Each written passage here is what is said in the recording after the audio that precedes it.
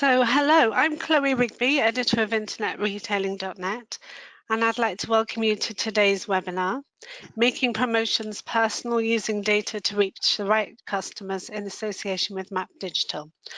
Over the next hour or so, we'll be hearing from Rick Montvilla, who is Solution Strategy Director at Mapp Digital, and from Joe Davis, who is Group Email Development Manager at Edinburgh Woolen Mill for this session on promotions and using data to reach the customers that you're targeting.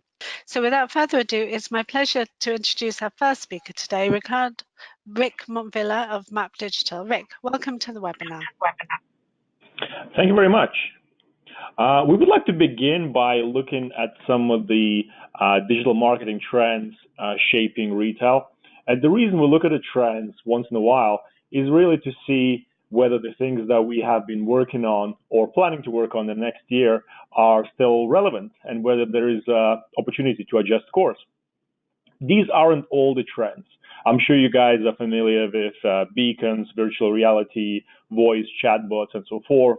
We're really looking at trends that are already making an immediate impact in digital marketing and retail. So shoppers are becoming more savvy, and we'll talk about this in more detail later, but not always marketers have kept up with that. Sometimes you could almost argue that, the consumers are becoming smarter than some of your digital marketing campaigns. The attention span is on decline. So again, multiple channels, multiple devices, it's becoming harder and harder to cut through the noise to the consumers. Also, one of the major trends that we're seeing is that the lines between advertising and marketing are blurring, and that's not only from the organizational structure point of view, so the teams are merging, but also data is merging as well. So platforms are making it more available for marketing organizations to combine the advertising and marketing data. And there's a bunch of different trends that, for the purpose of this webinar, we won't be able to go into too much detail. But if you guys want to learn more, feel free to reach out. So looking at one of the trends in more detail, it's the evolution of digital marketing channels. So again, it's probably a graph that most of you guys are very much familiar with. The main message here is that consumers are now have so much more choice in terms of how they're able to engage with individual brands. Me personally, I have about 13,000 unread messages in my Gmail inbox, and I do promise to each of the individual retailers, I will get back to you in due course. But one thing that is consistent is that email still remains to be one of the key ROI driver in marketing. And there's some good reasons for that, and I'll talk about them later in a bit more detail. One of the other trends that we need to remember is that consumers are becoming more savvy. They're learning our techniques. They do create wish lists and waiting for the sale to commence. They do abandon baskets and expecting a discount coupon to be arriving in their inbox within half an hour or 2 hours or 24 hours later. They do things like check email. They do things like check email for coupon before checkout. We've been looking at one retailer's typical digital marketing journey, and we noticed one customer, or in fact, many customers following the same pattern. They were going to paid search, then they were going directly to the website, and then just before they make the purchase, they go back to the email and clicked on the Contact Us page. Now, if you're only looking at the last click attribution, you'll be thinking, wow, we really should be making that Contact Us link better or bigger, right? But that isn't the case. And sometimes we're missing those tricks. Some of the other ones are people delete cookies and then check what other deals are available. These are probably more savvy customers, but that still takes place. And also, people Google for a discount code just before they make a checkout. So, and again, this is something that I do on a regular basis myself. If I'm about to buy a piece of garden furniture or a bicycle, anything over 400 pounds, 300 pounds, the first thing I'm going to do is I'm going to check my email. And the second thing I'm going to do is I'm going to check Google for a discount code. And again, all too often, we haven't quite adapted our digital marketing strategies to cater for that. The other things to consider, particularly when it comes to retail, we're having to balance this kind of merchandising needs versus consumer centricity. So it's slightly different than some of the other verticals in a way that the merchandising, in many cases, still dictates what is it that we need to sell. Obviously, because consumer centricity is critical. Customers decide what the new trends are. Customers decide what are the things that we'll be putting on our shelves. However, we still have the merchandising needs. And, quite a few organizations still have their Monday morning meetings where they argue between themselves to decide what is the best product that will go on sale on a homepage. So it's not just about what the customer wants, but it's also balancing that with the business needs. And that's even more so prominent in retail. So what are the biggest opportunities? There's many opportunities, right? So we as marketers, we know the things we could be doing when it comes to AI, personalization, data, advertising. But what do we think are the biggest opportunities in digital marketing retail right now? So I would like to thank our friends at Cubed for introducing me to the idea of focusing on the middle of the funnel. And the story goes like this. So you have all these brand advertising efforts driving traffic to your website. And then some of that traffic will become people that kind of browse your product category page. And some of those might decide to add things to cart. And only a few of those will decide to convert. Now, the problem with that is that a lot of your brand advertising efforts are being wasted. A lot of the budget is being wasted on people that never convert in the first place. And also, an interesting fact is that over 75% of converting visitors visit the site more than once. So I don't know about you guys, but what this tells me is that there's a huge opportunity in focusing on people that come to the site for the second time. So and it's a question that you guys, each of you have to ask yourselves is, do we have a strategy that caters for people that come to the site for the second time, as opposed to people coming to the site for the first time? And all too often, these whole retargeting efforts and re-engagement efforts are being approached as a tactic rather than a strategy. And I truly believe there's a huge opportunity for marketers to be doing more in this space. And then if you look at lower down the funnel, there's also great opportunities in figuring out how do we push customers for the second sale. And let me prove this to you. So why is that so important? So let's say the first basket value is that this clutch bag is 99 pounds.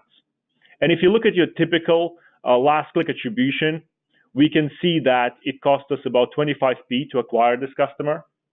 However, if you look at the cost across all the other channels, perhaps SEO, email, and so forth, it might cost us about £4.25. But then if you add the cost of wastage across all these different channels, including people that you never managed to convert, your revenue is likely to be significantly lower, right? So it probably cost you about £57 to get this first sale through the door. So where is the opportunity? So if the first basket value costs you that much, the second basket value is likely to be significantly higher, because as people shop with you more, as they spend time more in your brand, they're more likely to make higher purchases and repeat purchases. So this jump between the first sale and the second sale is going to be significantly higher than any consecutive sale, because here you already have their email address, you already have their cookie, and they've already made the first purchase with you. Therefore, we truly believe there's a huge opportunity in retailers focusing a lot more on driving that second sale. Okay, so how do we actually go about engaging people? So once we have their cookie, once we have their email address, so what are the techniques that retailers are doing to drive engagement with consumers and ultimately driving that second sale? So one of those things is product focus. So all too often I hear things like, bulk marketing is dead. It's all about hyper personalized, super personalized engagement, and that's it. It's not entirely true. If you're a retailer selling multiple product categories, you still have to balance this kind of merchandising needs versus customer centricity. And also, you have to be inspiring people as well.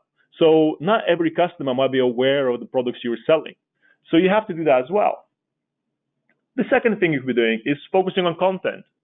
So creating highly engaging, personalized video content, perhaps, to increase engagement rates.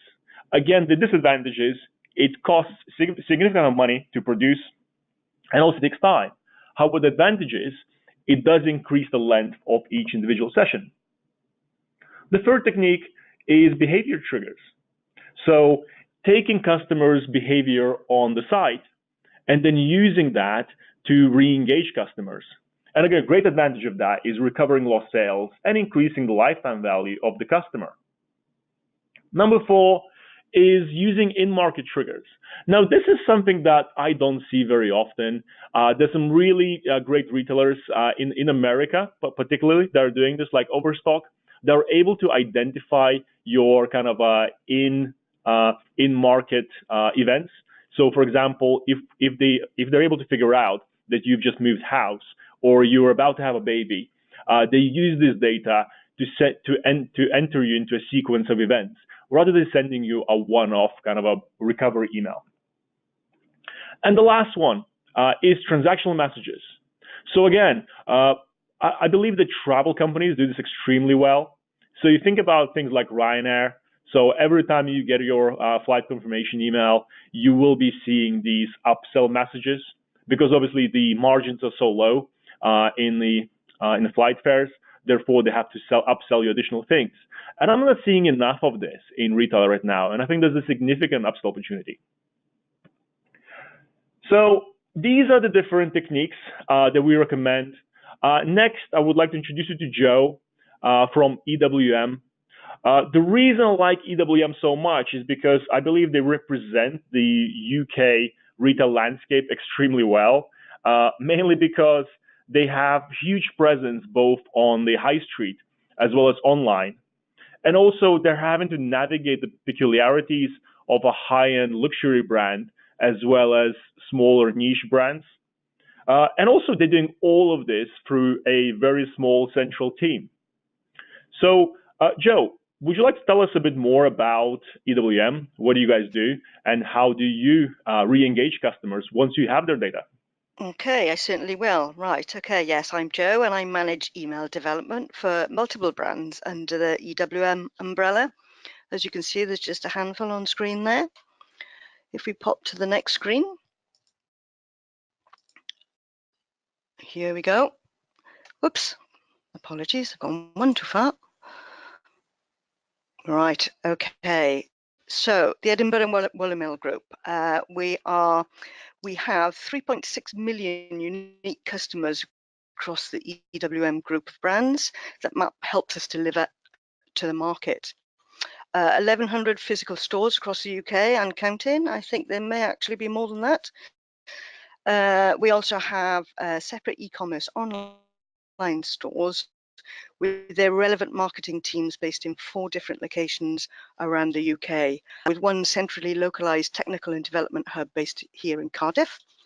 And Mapp, like I said, helps us deliver all of these across to our customers using all of these channels via their platforms and other services. Okay, next page. Right, okay, so EWM's key marketing strategies. 5 pillars of marketing strategies are acquisition, retention, re-engagement, automation, and data enrichment.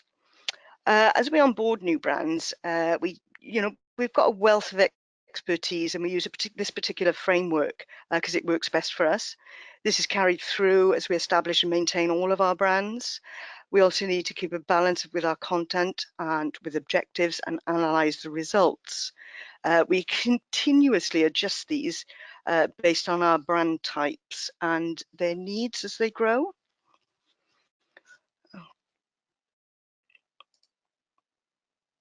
Okay, so the key marketing strategies, there are many things we do or we could do for every brand, but we do try and make sure our activities are aligned against these 4 objectives.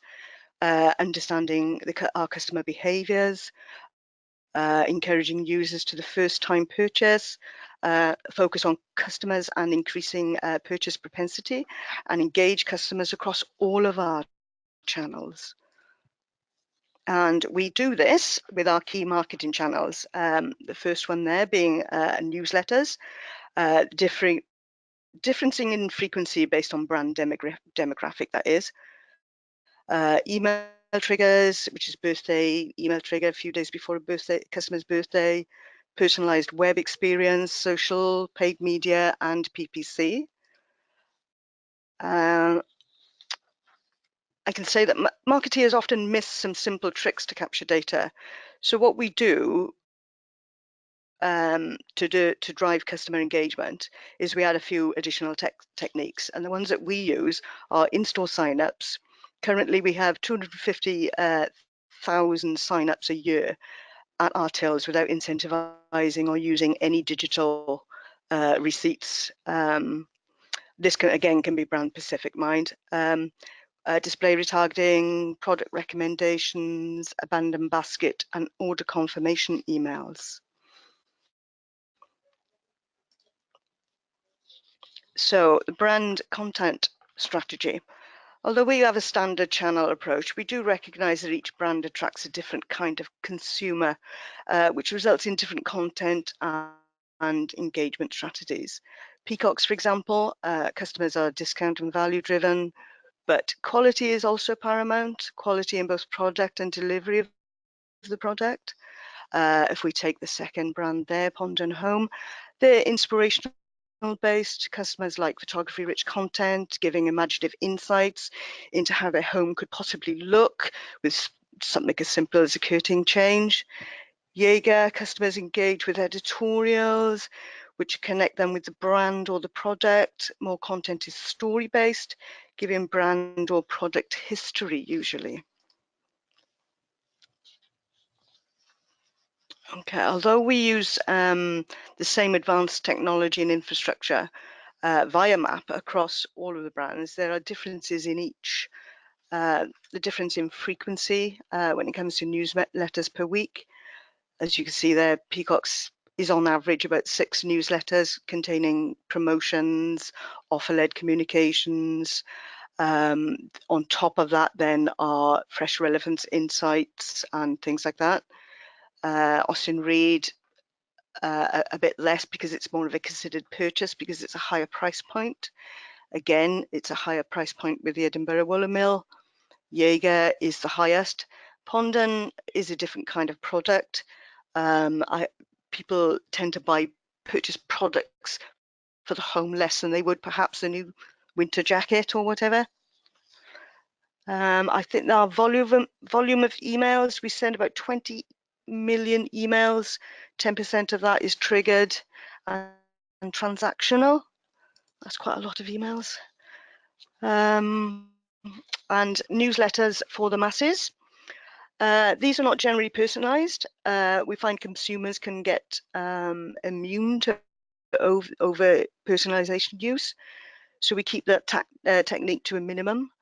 And as a last resort, we use it for Black Friday or larger end of sale campaigns, that type of thing.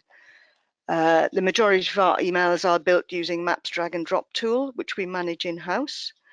Given the assets and briefing in a timely fashion, an email builder can actually create an email campaign in 10 to 15 minutes, slightly longer if it's more complex. This keeps us flexible as a company in terms of annual leave, sickness, anything like that. As brands, you know, a brand teammate member, any one of the teams in any one of the locations can step in at any time and cover this off. It actually saves us 6 campaign managers per week, or their time per week, I should say. This system also requires no HTML skills whatsoever. Okay, it just gives us as well the ability to test as it makes it less time consuming. All of our emails are mobile responsive. In fact, all of our emails are now fluid rather than responding to specific device sizes. We can also insert dynamic content blocks from these platforms as well. And as you can see there on the bottom of the middle email there, the mobile footer on there. We've got a link to local stores, and but we are currently looking into geolocation, which is our next step, and it's our next pilot. Okay, so personalized automated communications. These are based on triggered events. Personalization can be key with these types of emails, unlike the bulk emails, and they do actually complement our newsletters. Here are some of our primary triggered emails. On the left here, we've got abandon basket and browse. It's a wave of 3. We've got reactivation in the middle and our birthday program. If I just move on, I can go into depth a little bit more. So let's take a closer look at the abandon basket. So this wave 1 here, the moment someone abandons their basket on site, 20 minutes later, they'll get an email saying, did you forget something? This isn't incentivized, and we have quite a high take up on this. Email number 2, if the first one hasn't been taken up, is sent out after 4 hours with a 10% discount on everything in their basket. We have a third wave then, which is 24 hours later with a higher incentive, but it is actually quite rare that a shopper gets that far. Well, I don't know, they are getting a bit more savvy these days, but we are changing our times to compensate for this.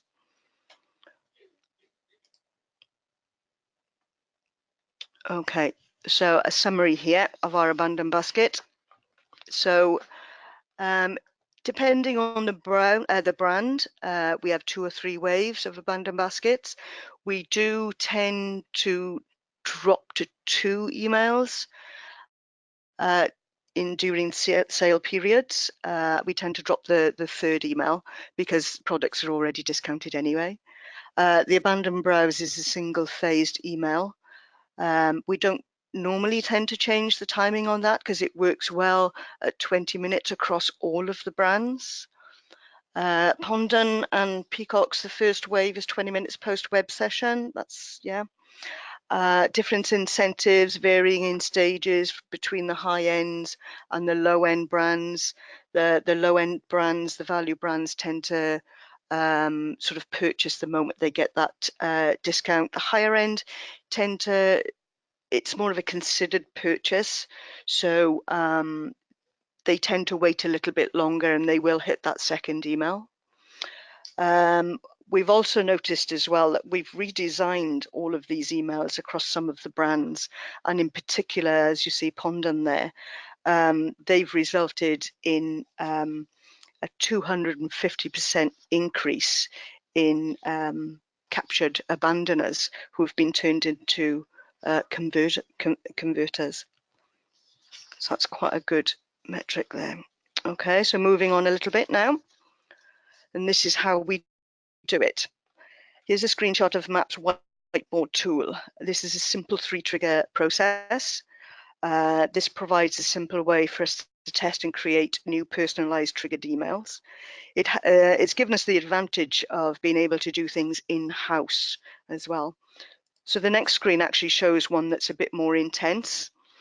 It took a little while to set up, but it runs now seamlessly. This is actually our destination store emails, and this comes from EWM directly. The user comes in at the top here, and then based on the store that they've signed up from, they will get a welcome email based specifically on that store. So there are 20 emails. That means there are 20 different layouts, 20 different logos, 20 different messages, all based on each store and the store number that they're signed up to, which triggers the process. So then on to web. We always prompt a user that's unknown to us within a set time. How about signing up? We don't offer an incentive, not at this stage. There is an offer in the email, but we don't really tell people at this stage on Peacocks. we tend to find we get a better result by word of mouth, and that word of mouth then comes out on social media. Whereas Jaeger, they quite like that 10% there in front of them before they sign up. We have tested this and it works well for both the lower end value brand, which is Peacock's, and the higher end Jaeger brand. We also have recommendation carousels on site, and these are generally based on a user's specific behavior, if we have their data, that is. So say, for example, I went on and I shopped for that little black dress.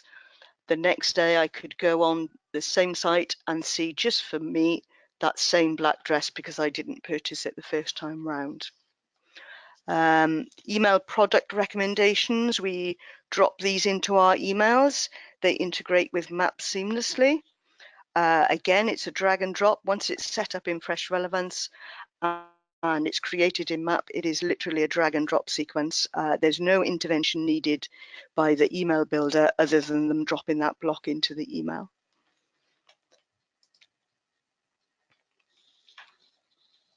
So again, basket builder. This is a recent addition to the brand.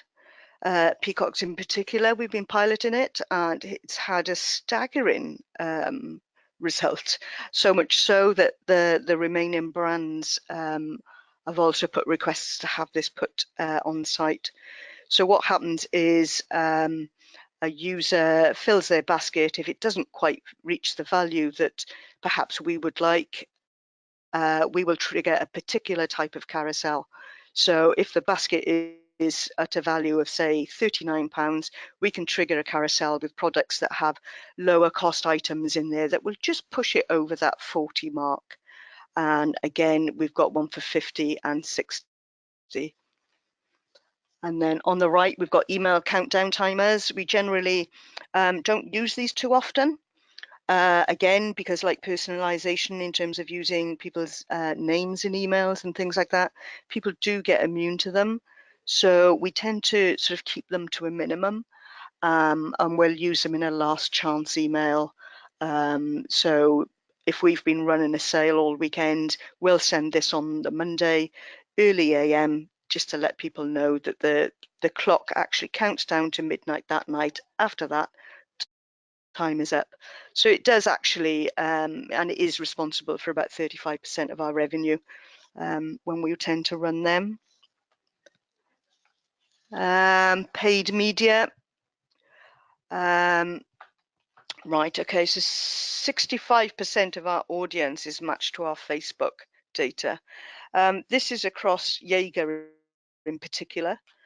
We tend to keep our branding cohesive across the channels as well, so that we become recognizable across these channels. It's all first-party data driving across all of the channels. Recently, we ran, it was this particular campaign actually, the Love Want Need.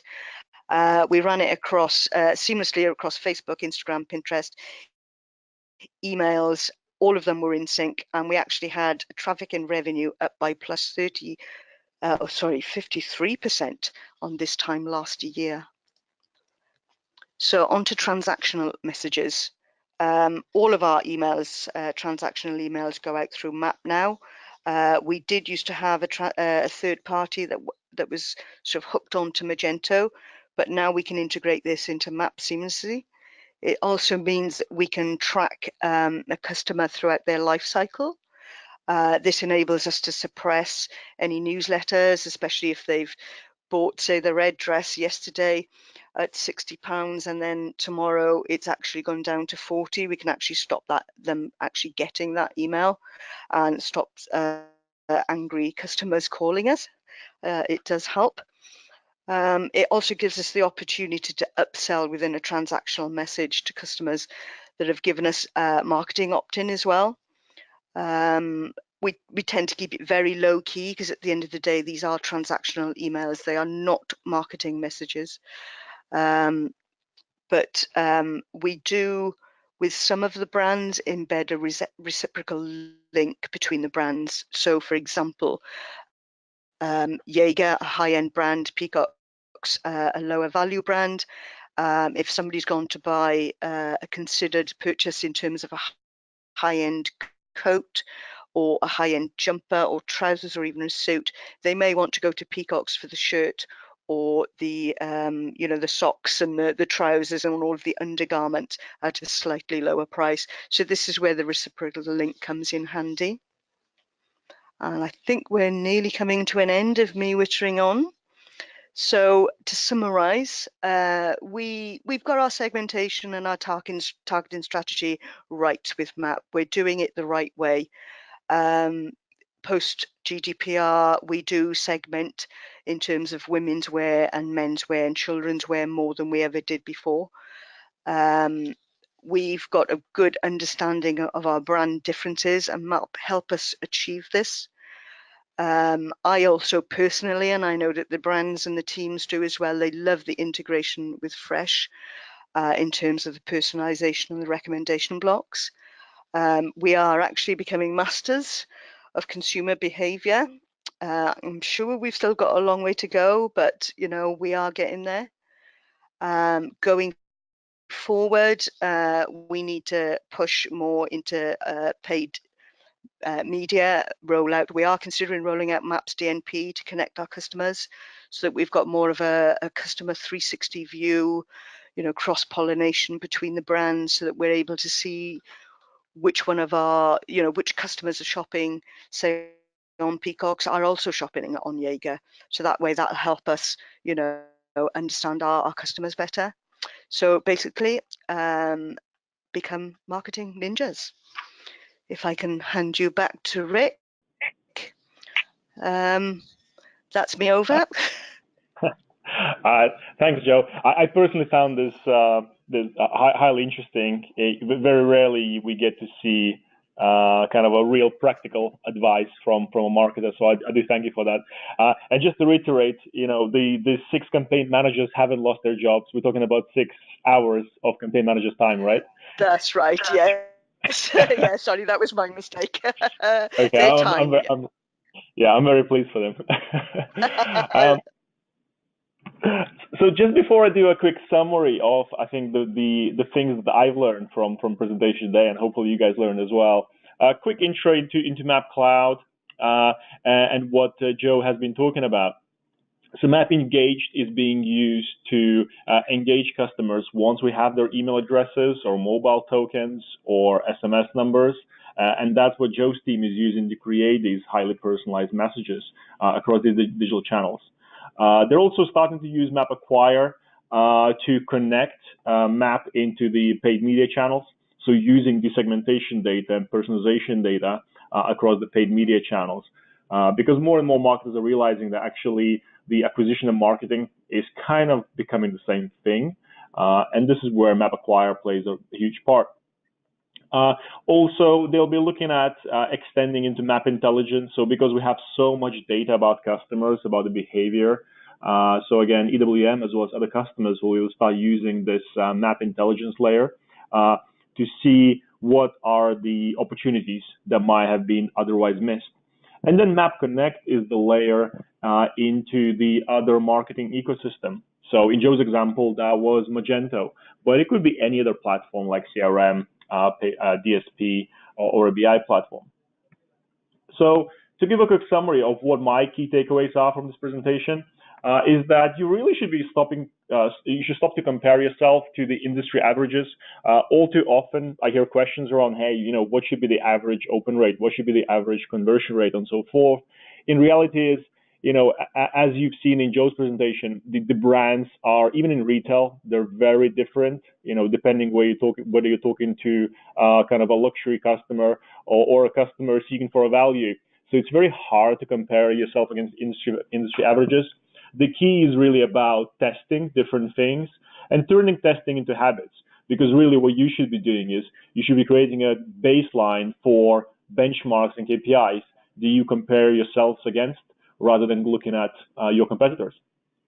Also, not everything is about super hyper personalization. So there is some great opportunities where you can simply talk to customers of a product. and the other things you can sell to them, because quite often you might want to just inspire people about the things that they're not already buying from you.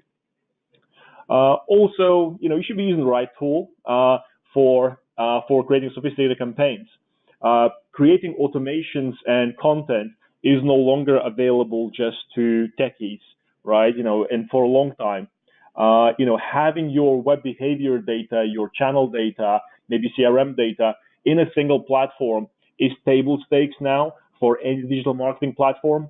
And if your platform doesn't have it right now, you really should be considering of changing. Your offline and online customers are really the same customers. So as you've seen in Joe's presentation, customers are very much willing to hand over their email addresses at the point of sales without even being given an incentive, right? So you should be thinking about how you connect the dots between your offline customer and the online customer, because in reality, they're the same customer. It's just that we continue to treat them as different. Also, you should really be thinking about revisiting and improving your existing programs. Again, what I'm seeing on a regular basis is that retailers say, hey, I have my abandoned basket program and it seems to be working well, but it might have been set up 4 years ago, even 2 years ago. There's always opportunity to improve.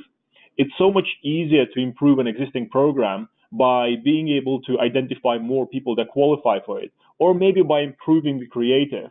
And as in Joe's example, just doing a simple revamp of the template has increased the performance of the retargeting campaigns by 250%.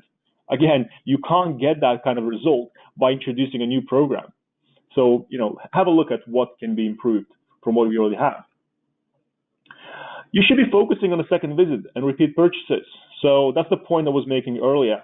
There's a huge opportunity in treating the second visitors differently than people visiting site for the first time, because it's so much cheaper to re-engage these people. It's so much cheaper to bring them back than finding new customers entirely that are very unlikely to convert. So you really should be focusing on that second visit and a second repeat purchase, and making sure that you have a segmentation strategy set up correctly across the different channels, whether that's email or paid media. Also, start considering to leverage your transactional messages to upsell. Again, all too often, retailers are still using a different platform for their transactional messages to their marketing platform. There's a huge advantages of doing this. The one advantage is obviously things like delivery rates.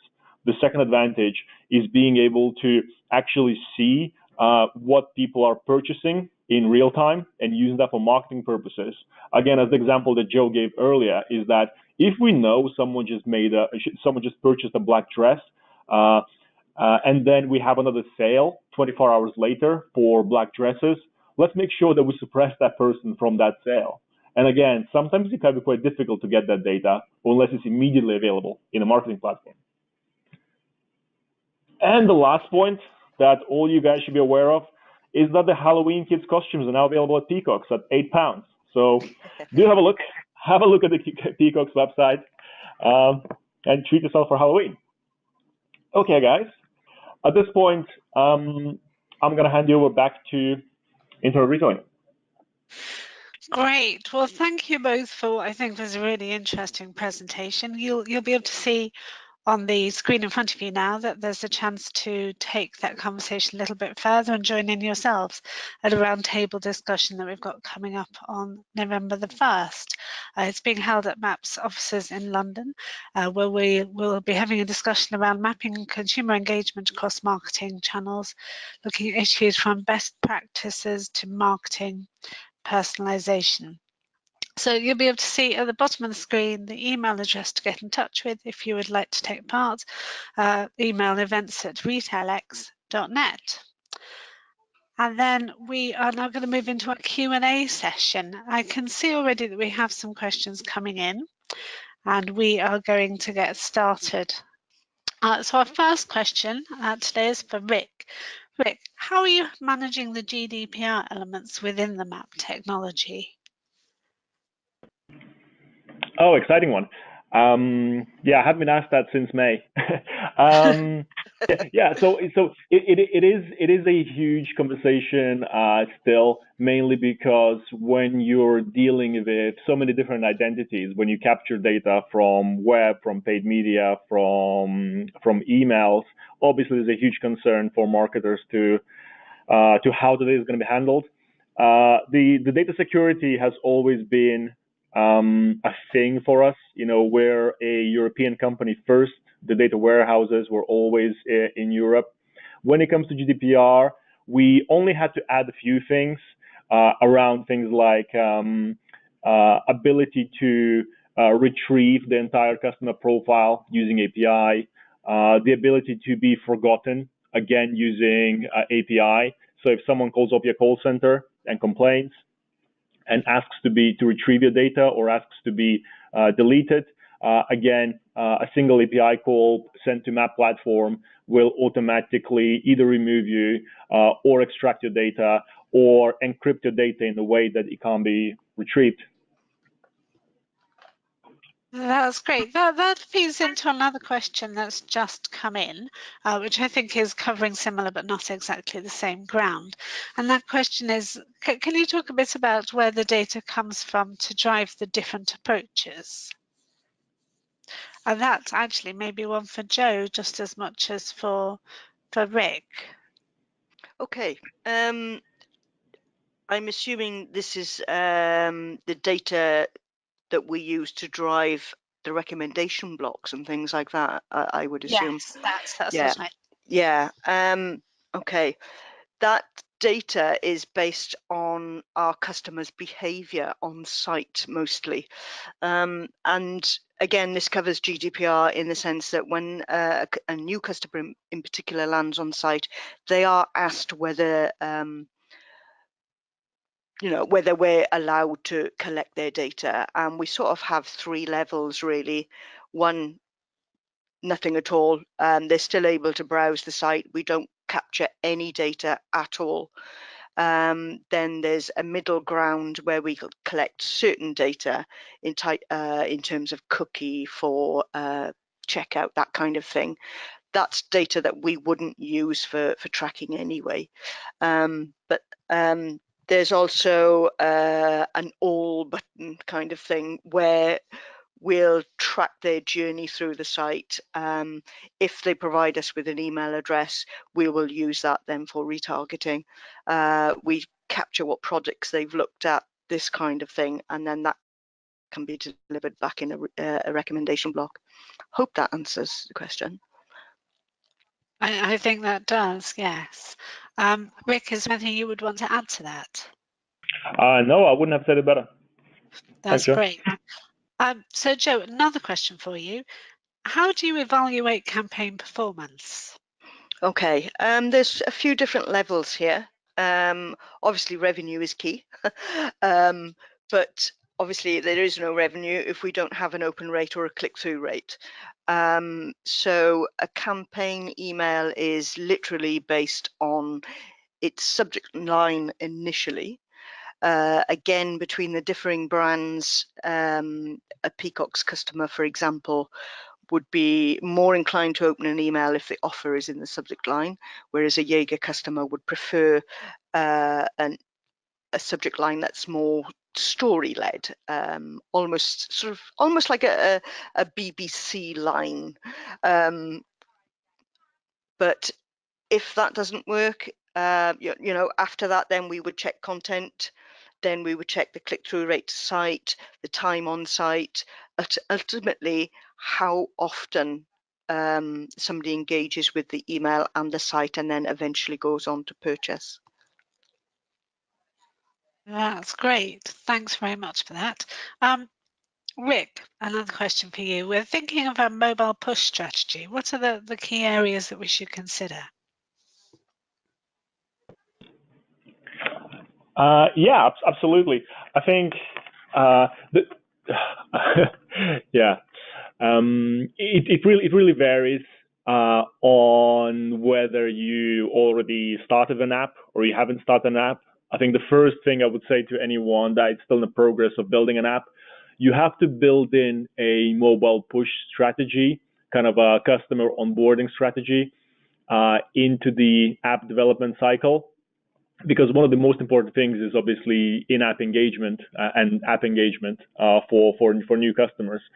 There is no point building an app and then trying to figure out how we're gonna drive people back into the app, because the usage of the app within the first 24 hours is highly important to your ratings on Play Store as well as iTunes. So it's really important to figure out what kind of messages you're going to send them, how you're going to drive them back to the app after they haven't used the app for 5 hours, for 12 hours, and so forth. And also the other thing to consider is, at what point do you even ask someone to opt in into mobile push notifications? Because you don't want to miss the chance by asking too early. If you haven't proven the value just yet, when people download the app, of what is the value of mobile push, they might just say no straight away. So you have to wait for the right moment to ask for the permissions. So these are the main things. And secondly, also mobile push is a highly personal, well, a lot more personal channel than, let's say, email is. So you have to be very careful about what kind of messages you use it for. So again, if you're going back to Joe's example around the way they treat newsletters, I wouldn't probably put the same messages you would put in newsletter into mobile push. However, if you've identified a great in-market event or a great behavior trigger, and you know you have an absolutely relevant message for the customer, it's a good way to use push. That's great. Thanks very much, Rick. Question for you now, Joe. Do all of the EWM brands share one common e-commerce platform, or are they all different? We all use one platform, but separate instances of that. So we all use Magento. There's only one brand that has smaller brands actually in the same platform, but they are all separate. Yes, they're all separate businesses. So how does that affect email marketing across the different platforms, is the question. Right, okay. They each have their own standalone Mapp email platform. So at the moment, we're not currently sort of centralizing that in one place. This is where we're hoping to perhaps look into doing a DMP where we can sort of cross-pollinate our customers. But at the moment, they are all very, very separate. That's great. Next question, which is also for you, Joe, in the first place, but then Rick, you might have some thoughts on this. How do you ensure that your promotions are not cannibalizing your other products that would have been bought by customers even if you didn't have a promotion? Sorry, can you say that again? A bit of interference. How do you make sure that your promotions aren't cannibalizing your other products that a customer might have bought even without a promotion? So I suppose, how do you make sure that you're not giving discounts to people who are going to buy anyway?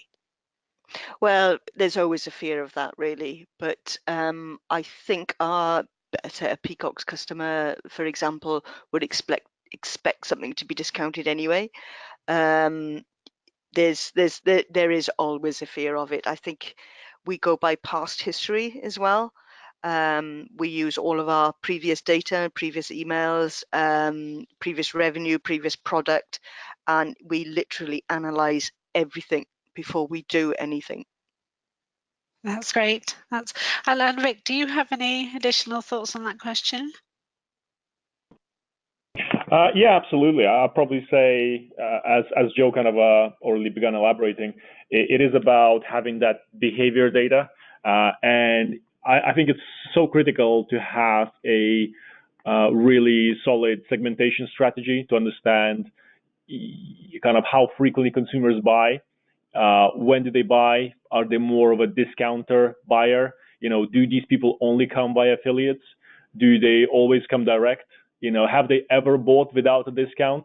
I think all these, there's loads of things you can be doing with, predictive analytics and AI, but I think as a first step, it's important to, as the marketing organization, to really understand the types of consumers you're dealing with, the types of segments you have in your base, and then see how you can improve it even further.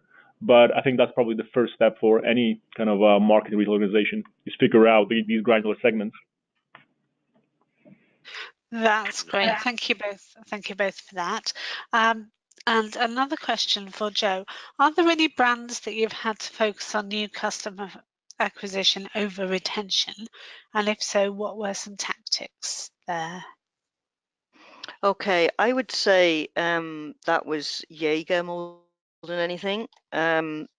We don't worry too much about acquisition with some of the other brands.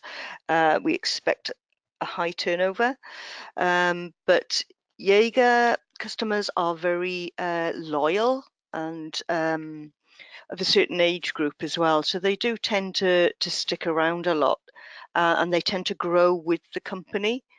So what they're doing is, if they're signing up, say at say 45, they're actually staying with the company through into their mature years. And then what they weren't doing was bringing in the newer 45-year-olds, if you know what I mean. They were just concentrating on that segment of people aging with them, kind of thing. So in order to bring in a younger demographic, they've totally revamped their site. Their emails have been revamped. They've started sort of covering their history in media and things like that. So there's printed media, there's TV media, there's social media. It's all out there. That's great. That's a really useful insight, I think. Another question now, also I think for you, Joe. Has data from the segmentation work that you've done changed the way that you perceive your brands or your brand value, your brand's value, or your customers?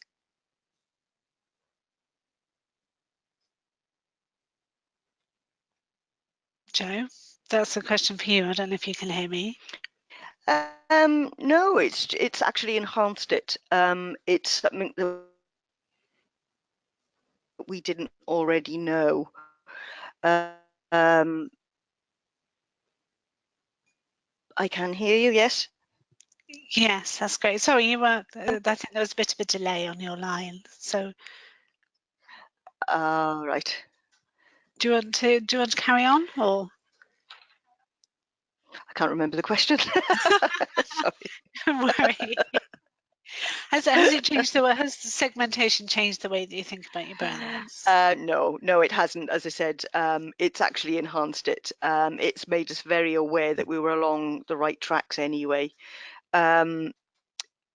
We've always been, I think all of our brands are very heavily led by women's wear focus.